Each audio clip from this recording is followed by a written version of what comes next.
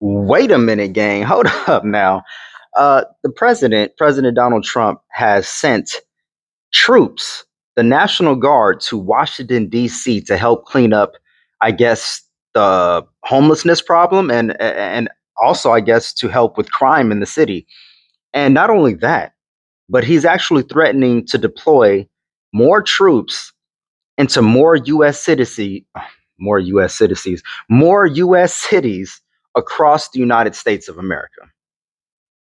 So I'm kind of baffled by this move, and honestly, I don't have a bunch of information on this. I just seen the headlines basically, and I'm starting to really unravel the thing, in and of itself. But from what I understand, Trump is unhappy with the level of crimes or the level of crime that's being committed in these cities. And I guess proponents or opponents of this measure are saying that Trump is only deploying troops in Democrat led cities. And if you ask Trump himself, he'll tell you, yeah, these Democrat led cities are running rampant with crime. They're running rampant with homelessness.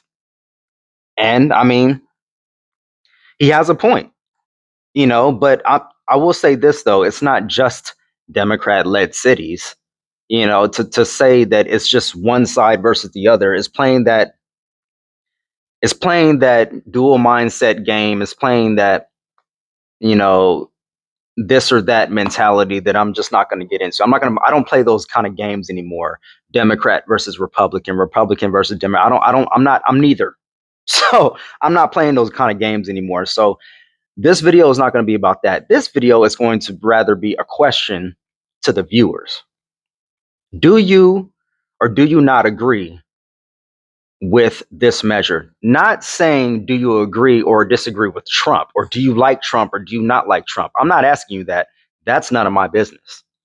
My question to you is, do you agree with deploying National Guardsmen into American cities to clean up the homelessness and to clean up crime? Do you think that is a viable solution to those two issues? Because honestly, if we're being completely honest right now, I don't know. Do I like seeing a bunch of, people that are out on the streets, you know, defecating and urinating and throwing up everywhere, homeless people that, that have mental issues, that have substance abuse issues, that have emotional issues and all these type of issues, you know what I'm saying? In addition to financial issues. And I think that's one thing we have to differentiate, right? We have to differentiate between people that are having mental issues, substance abuse issues, and financial issues.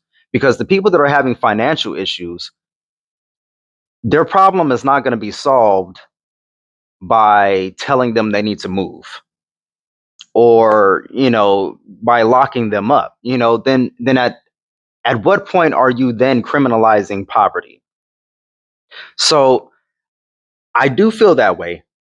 On the other hand, I don't want to have to deal with the things that people have to deal with when we're talking about substance abuse issues. People just doing their crack, doing their meth out on the streets in front of everybody, or defecating, urinating on the street. You're literally having to step over these things as you're walking downtown, or whatever town that you happen to be in. So I don't think any of these things are right.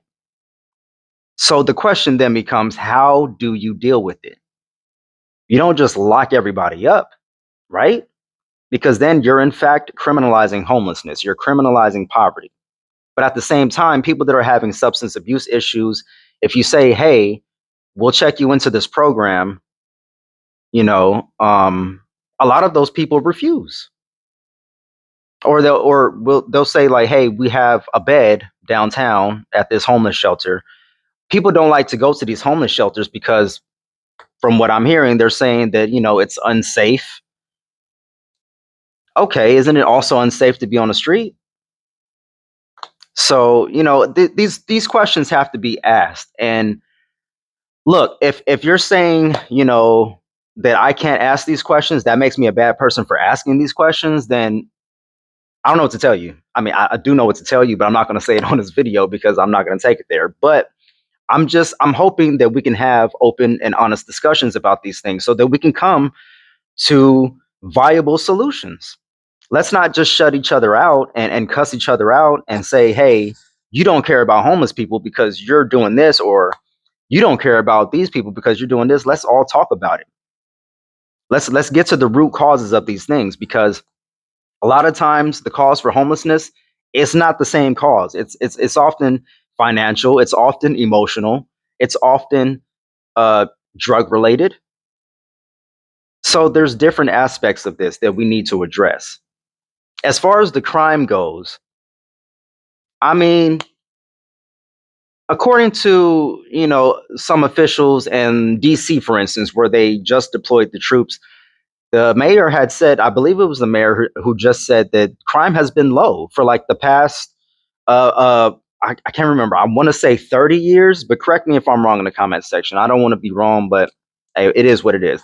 For a number of years, they said the crime has been down, and they said that, I believe the last article I read said there's a slight tick up in crime in 2023. They addressed some things and then they got it back down. But that's not good enough for the president. That's not good enough for, proponents of what he's doing. So my question to you is deploying National Guardsmen, deploying troops into the cities, is that a good way to deter crime? You tell me. I did see a video of some agents. I'm not sure if I don't think they were National Guard. I think these were actual ICE agents, if I'm not mistaken, because they looked like they had on plain clothes. One had a backwards hat on and everything like that. And they approached this group of young men there, I guess, were sitting outside their apartment or the house. And they kind of questioned them a little bit, like, hey, or what are you smoking? And the exchange it could have been a lot more contentious. It could have been, so much worse than what it was. The officer, quote unquote officer, if he was in fact an officer, we don't even know, he was at least cordial with the gentleman that were sitting outside smoking. He was just like, hey, we're just out here trying to do a job. Trump wants us to patrol the streets, to deter crime, to deter this and that. And we're just making sure that everyone's aware. You know what I'm saying? So it seemed like a cordial interaction, but at the same time, he did ask one of the gentlemen for his ID, even though he's sitting outside his apartment or sitting outside his residence. So I'm never a fan of that. I've been asked for my ID before, just walking down the street, and it's one of those things where it's like, all right, I know why you're asking me, because you wouldn't ask just anybody. And again, it's like, is this South Africa? Are we under apartheid? Why are you asking me for identification? And I'm not trying to buy liquor. I'm not trying to get a loan. I'm not. The officer stopped me after I said hi to him. I walked by the officer. I said, hi, how you doing? And he started, don't I know you?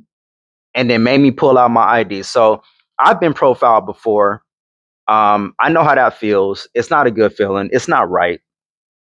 And I think that kind of profiling only does more to hurt the situation versus, you know, um, fight crime. So I don't know. I think that's weird, but let me know in the comment section what you guys think about this.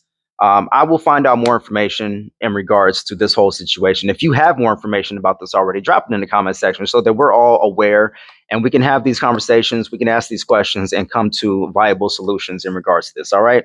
No need to be ugly. No need to fight. No need to get political.